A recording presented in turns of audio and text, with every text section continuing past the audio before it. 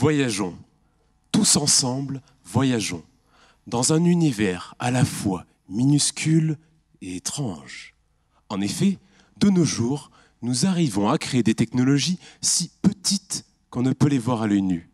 Nous les appelons nanotechnologies. Elles sont d'ailleurs si minuscules que des phénomènes étranges y apparaissent. C'est pourquoi, depuis que je suis à peu près grand comme cela, elles me fascinent. Et j'ai aujourd'hui la chance de pouvoir étudier les plus petites de ces technologies que l'on nomme les transistors. Ils ne sont composés que de quelques atomes. Mais alors, comment les observer s'ils sont si infimes ? Pour répondre à cette question, j'évoquerai l'histoire d'Alice au Pays des Merveilles.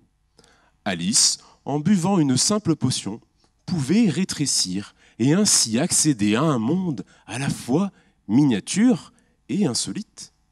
Bon, entre nous, la potion, on n'est pas sûr de son existence et de sa légalité. Mais considérons tout de même un monde similaire, où une forêt de minuscules champignons pourrait devenir immense. Eh bien, entre nous, ce que je viens de vous décrire n'est pas si imaginaire.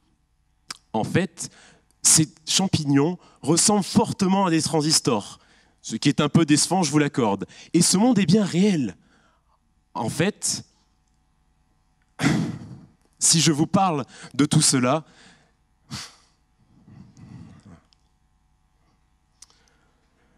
la clé pour accéder à ce monde, c'est la lumière. Plus précisément, l'une de ses propriétés, la diffraction. C'est grâce à la diffraction que nos transistors nanométriques vont pouvoir donner des images de la taille de ma main. Ce qui est merveilleux, oui, mais si tout était aussi simple, je ne serais pas en train de faire une thèse. Vous imaginez bien qu'il y a un petit lapin qui vient noircir le tableau. Et pour bien comprendre son rôle, imaginez cette fois un autre monde étrange où, lorsque vous allez chez le radiologue, les rayons X vous traversant ne vous donnent pas une radio de votre belle architecture, mais plutôt une image ne vous ressemblant pas du tout. Eh bien, ce que je viens de vous décrire n'est encore une fois pas si imaginaire.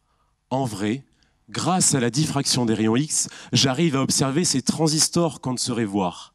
Ils forment de grandes images, seulement elles sont en fait incompréhensibles. Et croyez-moi, c'est à vous rendre fou.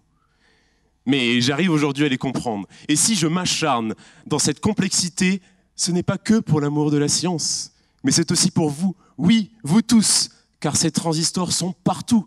Les téléphones, les ordinateurs, les satellites, vous en utilisez en moyenne 7 milliards par jour.